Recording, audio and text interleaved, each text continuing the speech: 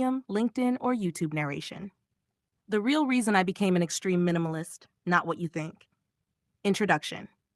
Most people assume extreme minimalism is about aesthetics. White rooms, clean desks, Instagram perfection. That's not why I became an extreme minimalist. I didn't wake up one day and decide to own less because it looked cool. I did it because my life was quietly slipping out of my control. This article explains the real reason I chose extreme minimalism and why it had nothing to do with design, trends, or self-help hype.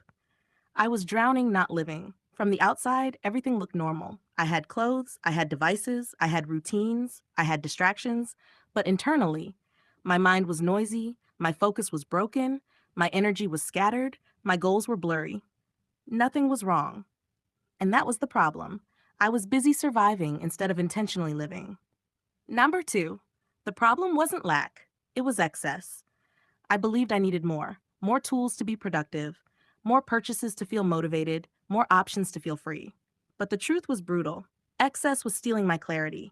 Too many choices created hesitation. Too many possessions created responsibility. Too many inputs created mental fatigue. Minimalism wasn't about subtraction. It was about relief. 3. I realized most of my life was noise. Noise isn't just sound. Noise is unnecessary conversations, unused subscriptions, random notifications, meaningless consumption. My days were full, but my direction was empty. Extreme minimalism became a way to mute the noise so I could finally hear myself think. 4. I was buying comfort to avoid discomfort. This was the hardest truth to face. I wasn't buying things because I needed them. I was buying them to avoid feeling uncomfortable. Bored? Buy something. Tired? Scroll. Lost? Distract yourself.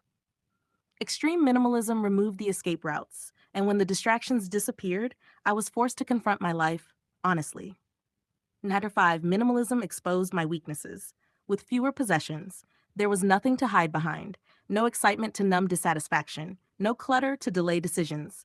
I had to face my discipline, my habits, my priorities. Minimalism didn't fix me, it exposed me, and that exposure was necessary. Number 6, I wanted control, not motivation.